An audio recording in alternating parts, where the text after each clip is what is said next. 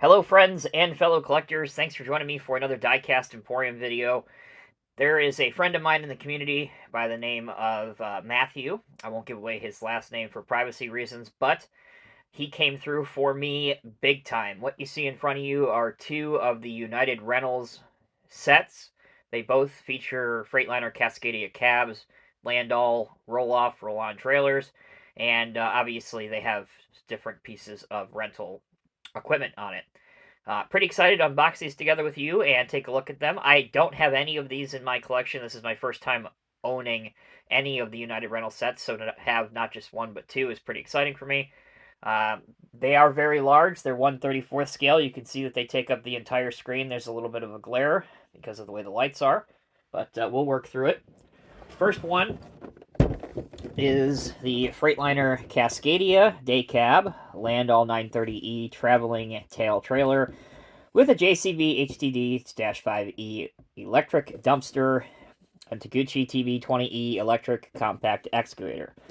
So, after you take a vacation, after you get that out, the back has information on not only United Rentals, but all the other various OEMs that are featured in this set. These were commissioned for United Rentals by First Gear.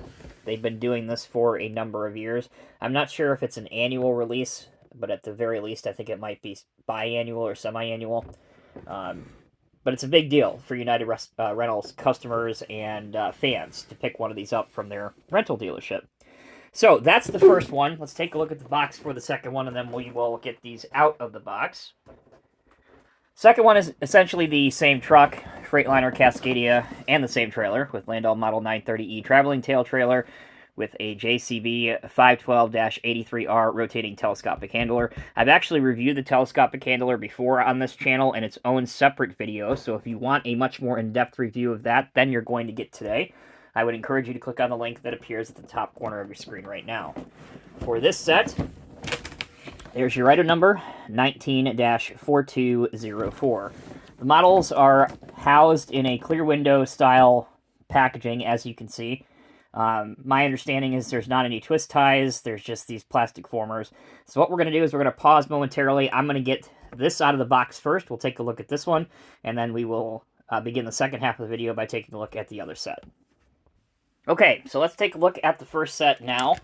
What I found in the box when I was unboxing it that I wasn't really expecting is a collector series card with a certification number. So this kind of acts as your certificate of authenticity, I suppose, or at the very least your serial number. I have no idea how many of these are made in the production run, but I thought that was cool to share nonetheless.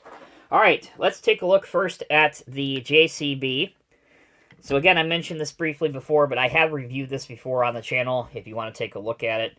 It is also made by First Gear. It's not a bad model, there are some, to be completely frank and honest with you, there are some very flimsy parts on here that tend to break really easily. So this is certainly not a model, as most models aren't, but definitely not one I would play with. Set the pose you want or put it in the glass cabinet and just leave it alone.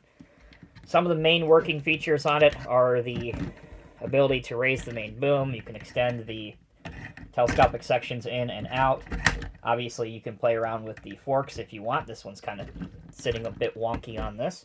And then also the outriggers do work. It does feature four-wheel steering, but really what I want to focus on anyway is, unlike the mass-produced version offered by First Gear, this one does have the United Rentals decals. There's one on each side of the boom, and there's also one on the back part here.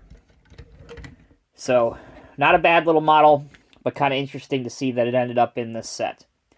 All right, now on to what most of you probably care the most about, and that is the Freightliner Cascadia truck and the Landoll trailer. Looking at the trailer, there's actually a lot of plastic used. You can kind of tell what's plastic and what's metal. I do like the fact that it features the tandem axles that will slide. So to demonstrate that, you can see this hydraulic cylinder, and that slides the axles forward and back. This bar can also go down and up. You have your landing legs here, and then this piece of the flatbed. And again, it's the same for the other flatbed in the other set. They're exactly the same thing. But to pop this up, you just lift up on it, and gently nudge it in the up position. Now you have a little bit of a mini ramp here. So kind of cool. You just push it back down when you don't need it. The winch line here is just for aesthetic and looks. It does not function. I do like the wood grain finish. It kind of contrasts well with the very bright yellow. Decals are of an okay quality. If you look up close and personal, you can see that they're really not the best quality. But they do the part well enough. Looking at the wheels, at least the detail inside the hubs, they look alright. And there's almost a non-existent tread pattern on these wheels anyway. On the bottom of the trailer, copyright 2021, First Gear Incorporated.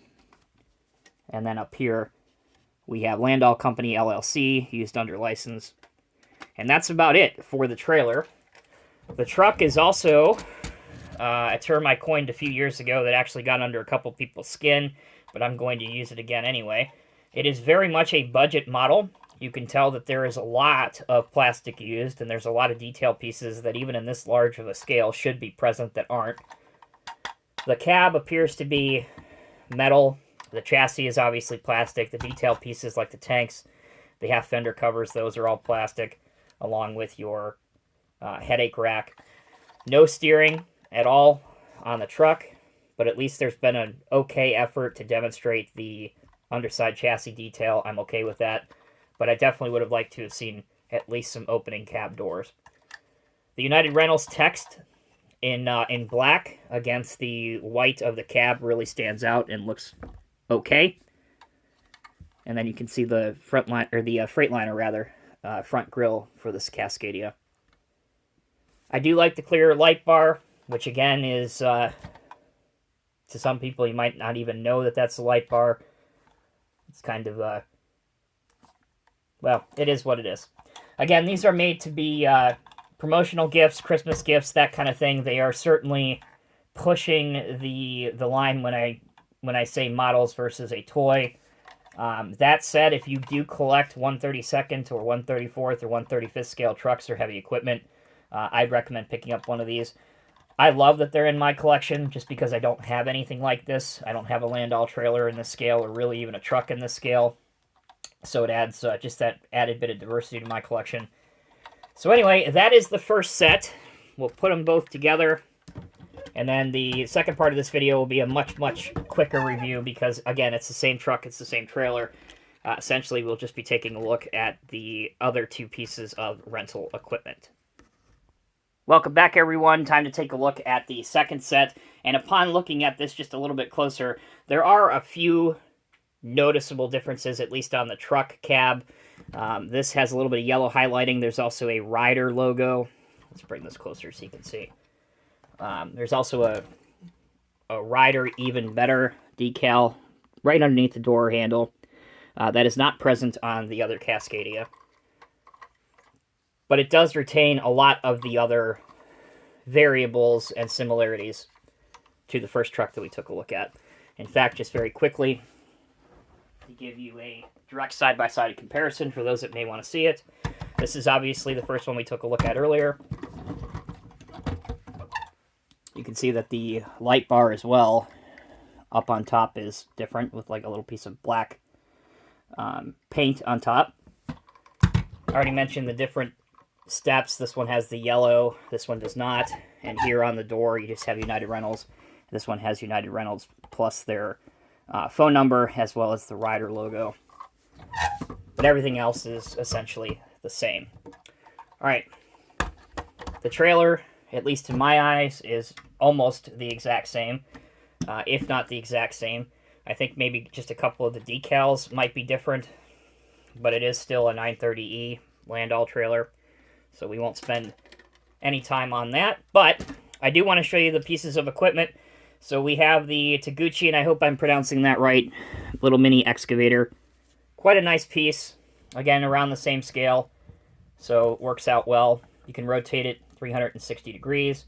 The blade does go up and down if you want to pose your machine digging. We'll zoom in just a bit here since these are so small. This will hopefully give you a better view.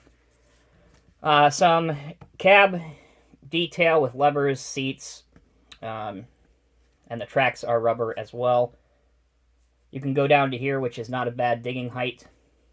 And actually, the functionality on this, for it being an inexpensive model, is quite decent. So pretty sharp for the little mini excavator. Now we have the site dumper. This is an electrical site dumper made by JCB. Obviously, the main functionality is that it tilts forward to dump. But what you may not know is that it can also raise up to dump. So on the back, you have a platform that the operator would stand on. And when it's not in use, you can fold it up, as seen here. So up or down.